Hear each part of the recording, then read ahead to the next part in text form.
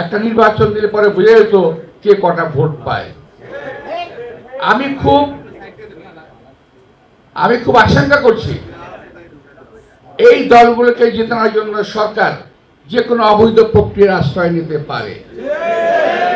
যেটা বিগত সরকার করেছিল, যেটা আওয়ামী লীগ সরকার করেছিল, রাতের ভোট দিনে, দিনের ভোট রাতে, ঠিক না, এই সরকারও সম্ভবত এরকম কোনো কাজ করে ফেলবে।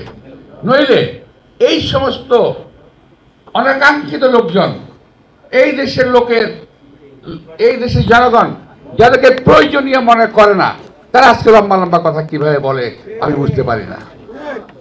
যারা এই বাংলাদেশকেই চায়নি কোনোদিন, তারা বাংলাদেশের শাসনভার চায়, আমি বুঝি না।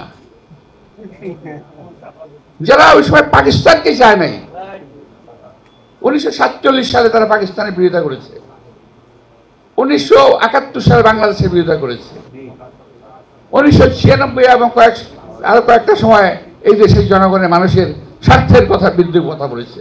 ওরা আজকে লম্বা লম্বা কথা বলে। আজকে ধর্মের দোহাই দিয়ে দেশটাকে বিভক্ত করার চেষ্টা করছে তারা, জাতিকে বিভক্ত করার চেষ্টা করেছে তারা।